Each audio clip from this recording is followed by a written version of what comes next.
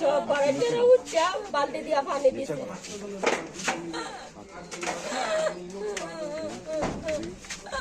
ওই হে বাইরে জিগা পশ্চিম ধনকুন্ডা আমিনা ভিলা নারায়ণগঞ্জ।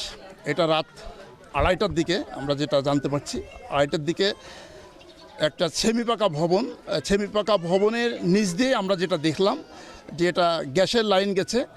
এই গ্যাসের লাইন এটা আমরা পরবর্তীতে এটা আমরা যাচাই করে দেখলাম যে চারিপাশে আমরা ওয়ালের চারিপাশে পানি দিয়ে দেখলাম যে এক জায়গায় লিক আছে, যেখানে বুদবুদ করে গ্যাসটা বাইর হচ্ছে।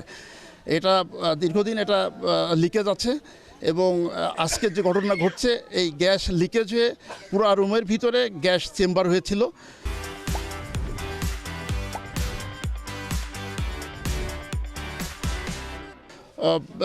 আমরা যেটা ধারণা করছি হয়তো 2:30টার দিকে কোনোভাবে আগুনের কোনো মশার কয়েল বা এখন রোজার সময় সেউরি পাক করা বা যে কোনো একটা হতে পারে, বা বিদ্যুতের সুইচ অফ অন করতে গেছে, যে কোনো কারণেই আগুনের স্পার্ক যখনই পাওয়ার সাথে সাথে এটা বিস্ফোরণ ঘটছে।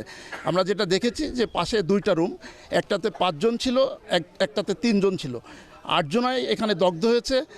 তারা সবাই বার্ন ইউনিটে ঢাকাতে তারা চিকিৎসাধীন আছে। আমরা আসলে ওই সময়তে আমরা ফায়ার সার্ভিস থেকে এটা সংবাদটা পাইনি। পরবর্তীতে আমরা সংবাদ পাওয়ার পরে আমরা ঘটনাস্থলে আসার পরে আমরা কিন্তু এটা ইনভেস্টিগেশন করে আমরা যেটা দেখেছি যে এখানে গ্যাসের লিকেজ থেকেই আগুনের দুর্ঘটনাটা ঘটছে। আসলে যে গ্যাসের লাইনটা যেখানে এটা আছে, আমরা প্রায় জায়গায় দেখি যে নিম্ন আয়ের যে শ্রমিক আছে তারা এই ছোট ছোট রুম নিয়ে তারা সেখানে বসবাস করে।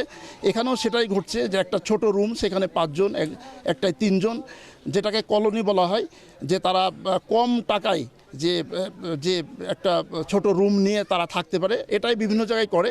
কিন্তু এখানে যেটা হয়েছে যে গ্যাসের লাইনটা বৈধ কি অবৈধ এটা আমরা অবশ্য বলতে পারছি না। এটা গ্যাসের যারা তিতাস গ্যাস তারাই এটা কিন্তু বলতে পারবে।